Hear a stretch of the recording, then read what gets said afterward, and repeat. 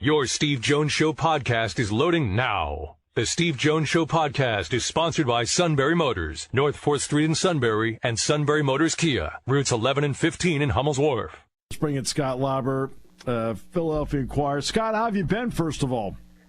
I've been well, Steve. How about you? Doing great. Thanks for asking. Appreciate that. So Scott Rolen gets in. Defensively, I don't think there's any argument with him at all. As a defensive third baseman, what did you think? Yeah, I mean, pretty much without peer during his era, for sure. He won 8 Gold Gloves, and you don't need to know that he was at the top of the class defensively. You know, all you had to do was watch him. He was pretty acrobatic over there. He played third base with kind of with a flair. You know, I think he talked about it last night on one of his Zoom calls after the election. He talked about, you know, his approach, that he wanted to tackle everything that was hit to him. You know, that's the word he used. He wanted to tackle the ball, and he was very, as I said, very acrobatic. He was he did some things over there that you don't normally see from a normal third baseman. And I'm not old enough to have seen Brooks Robinson. I did see. Yeah. I did see Mike Schmidt a bit in his career, especially in the toward the end of it. And he was obviously a terrific defensive third baseman, one of the best ever. You know, Rolen is not quite Mike Schmidt. He's not quite Brooks Robinson, but he is right there. He is a notch below them and several notches above most. So, yeah, I agree with you. Defensively, there was no doubt, and I voted for him for the last 5 years because I felt like there was enough offense there, especially at that position. I viewed him as a two-way player. I viewed him as a guy who excelled on both sides of the ball, and to me, those are people that you put in the Hall of Fame. And there's also another element too, and I know Terry Francona talked about this. He said, "Look, the guy had a range of a shortstop at third base, that is remarkable to find in any era." Yeah, he sure did, and I've heard Tito talk about that as well. And you go through the game, and you talk to people, and like I think I think some people think that we just get the voters, we just get the ballot every year, and we just sit there and we check the boxes and mail it back and fill it out, and it's pretty routine. Well, I know for a lot of us, we talk to a lot of people that we know in the game, and especially when the ballot comes, when you have the opportunity to talk to someone that you know in the game who had experience with a particular player, you tend to ask. And when I decided to vote for Rolen, I didn't vote for him his first year on the ballot. I'm not sure why. I'd have to look back to see how many people I voted for that year. When he first came on the ballot in 2018, it was still a fairly crowded ballot. We were still, I think, as a body, we were electing a lot of people every year, and you're held to that that maximum of 10 thing by the Hall of Fame. And so they might have been a product of that, but I jumped on the Rolen bandwagon in his second year, and I've been on it ever since. And I've talked to people along the way, and one of the reasons I came to voting for him was just talking to people like Terry Francona, who were around him back in, at the beginning in the Philly days, and then through the Cardinal years and whatnot, and just talking to people about, like, what do you think? Do you think this guy's a Hall of Famer? And I had enough people tell me that, they regarded him that way. It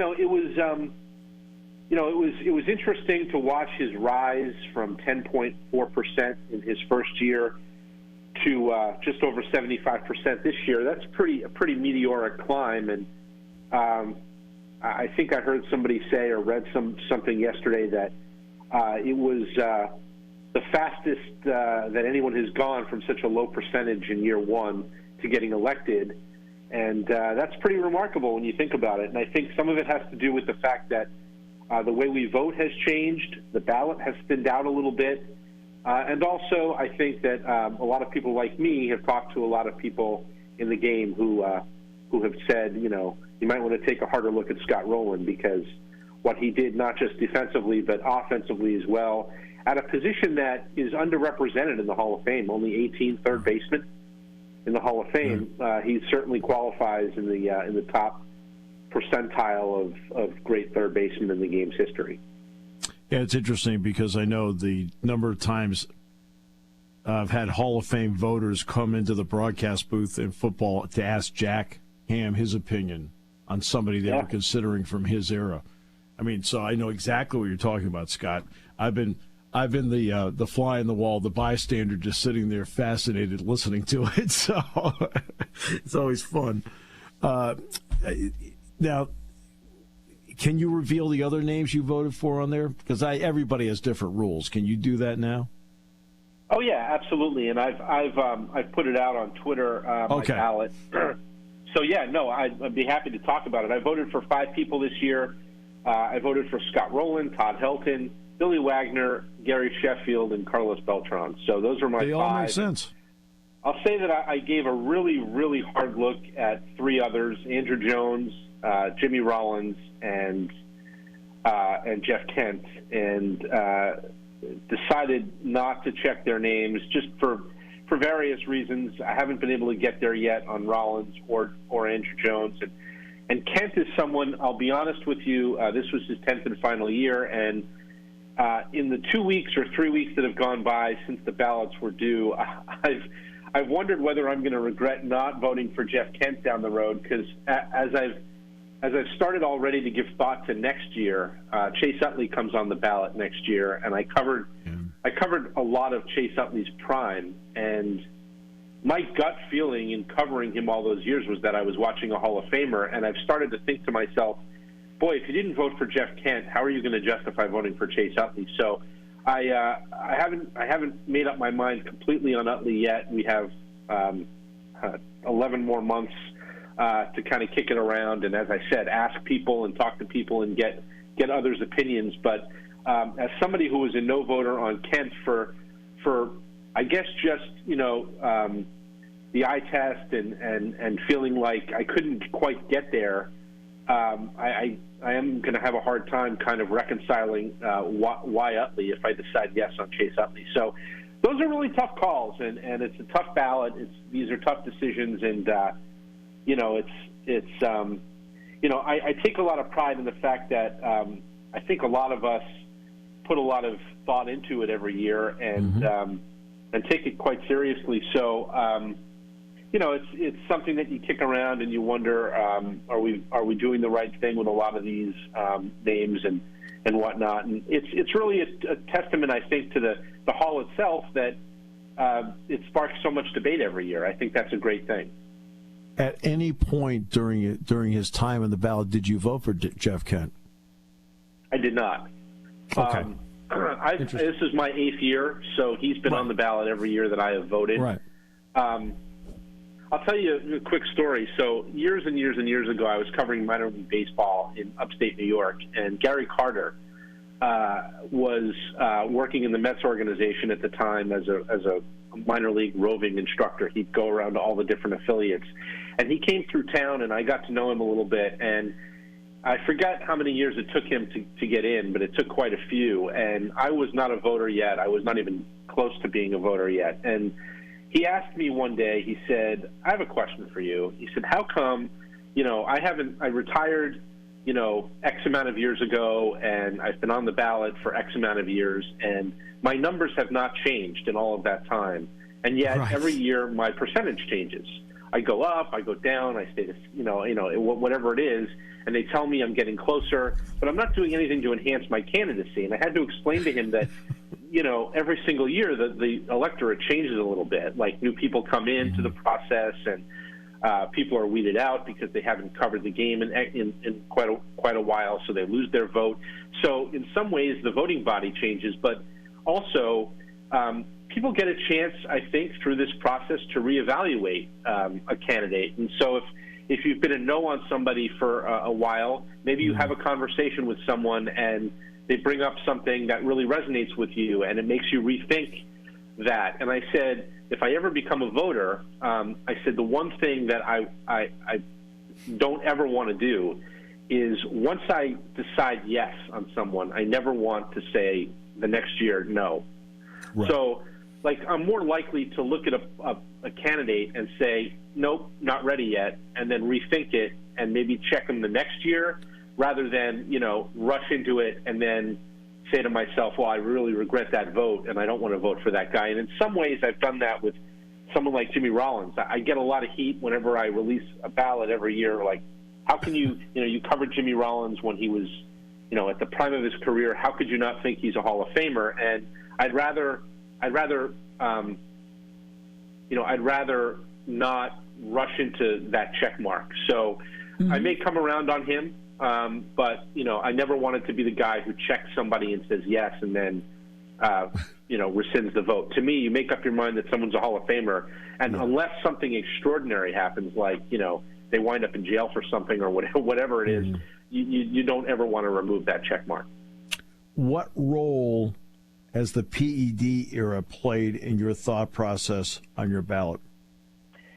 Yeah, it's played a role. I mean, I was a yes voter on bond. So I should say my first year as a voter, I think it was 2016. It's been 8 years. That was really the first thing I had to decide. Like, how am I going to treat the PED guys, either the guys who we suspect or guys who I don't think yet at that point we had anybody on the ballot who had tested positive.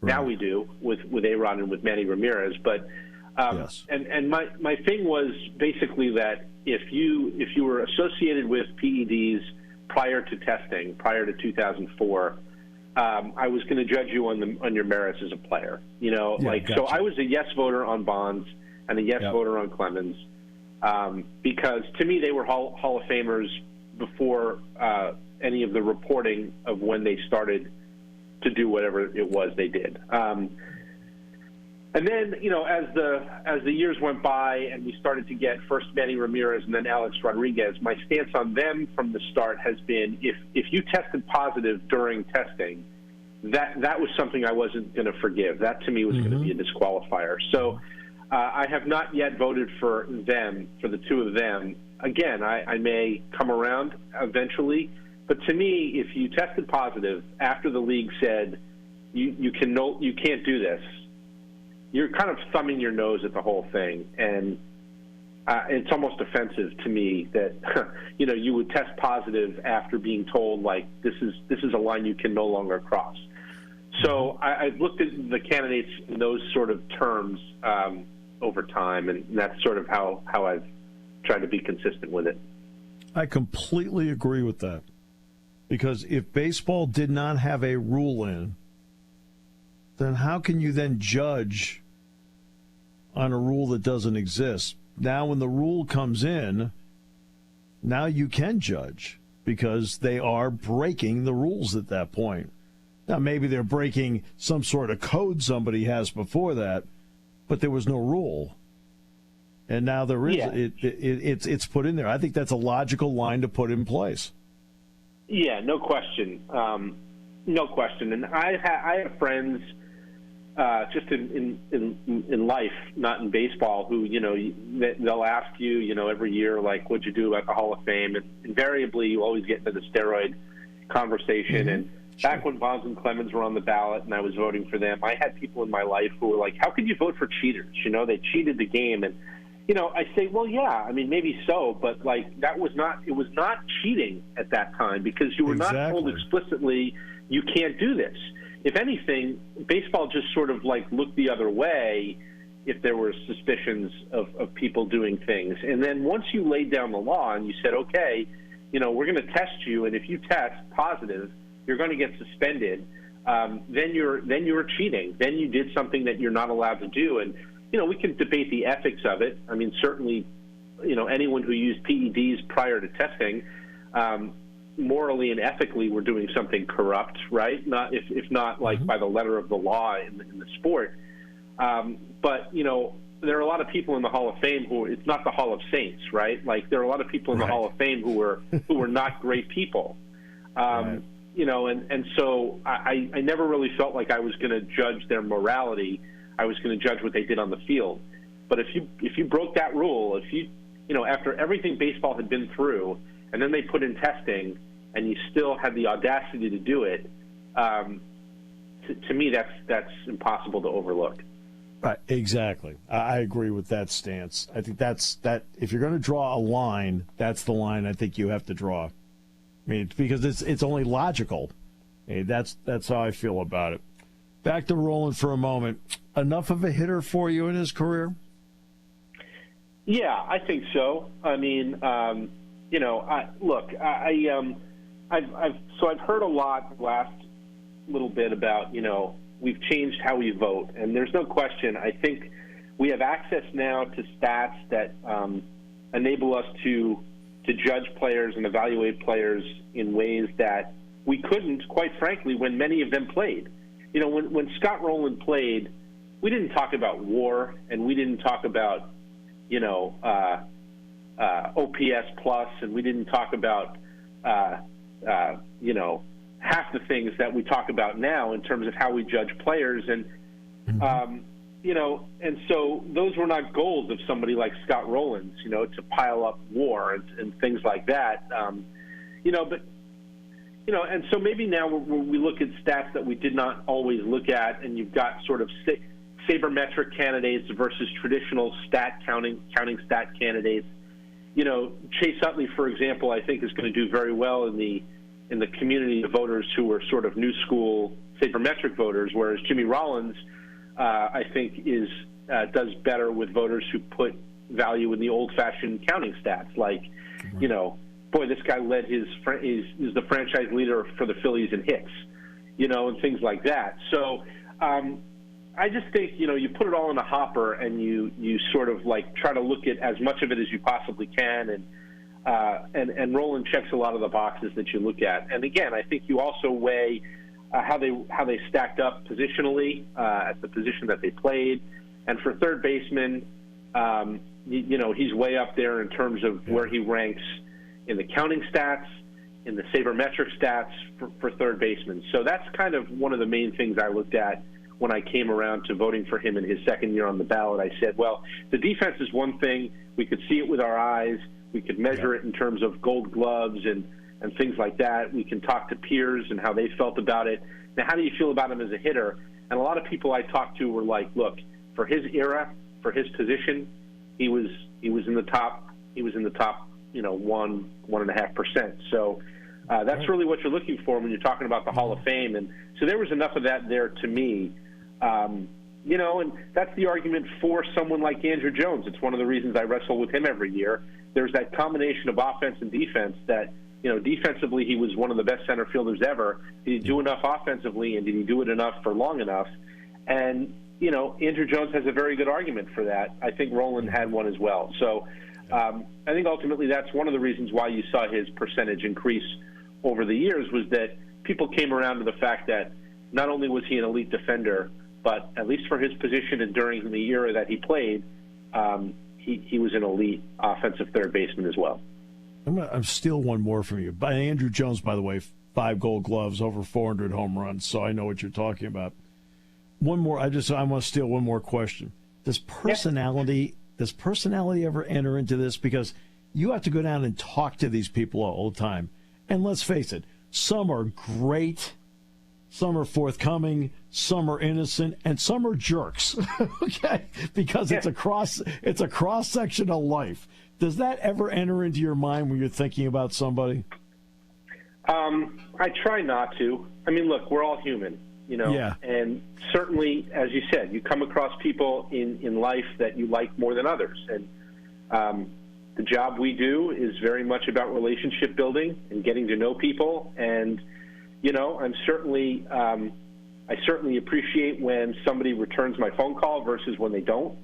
I certainly appreciate it when they give me time at their locker versus when they don't.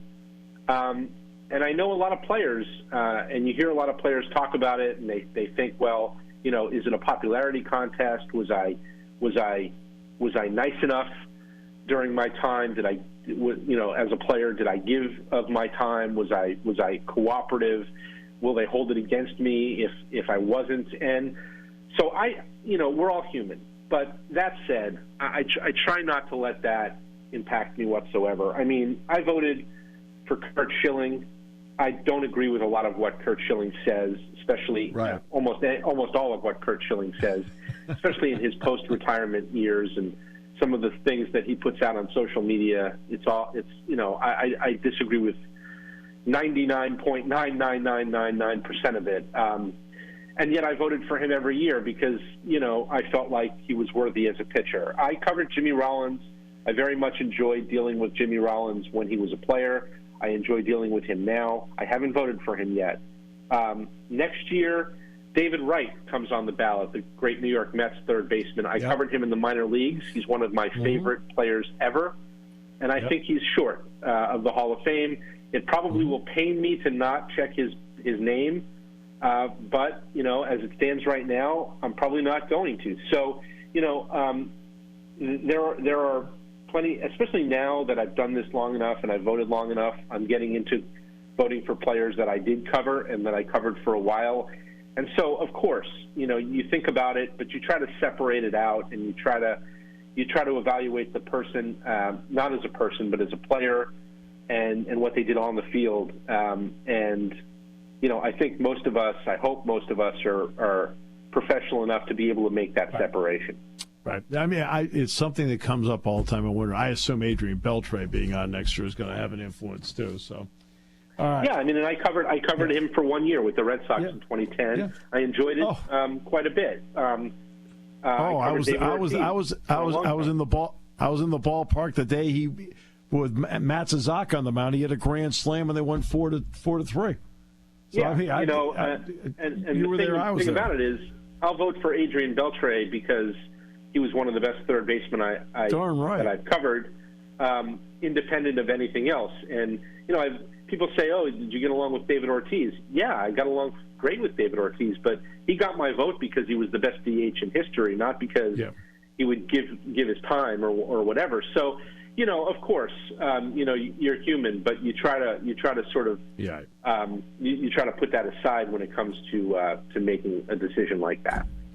I know this went long, but the answers were so good. I appreciate it. I think you gave everybody great insight into the thought process, and I thank you for that and for your time as always, Scott. Thank you. Thanks, Steve. Anytime. You know that.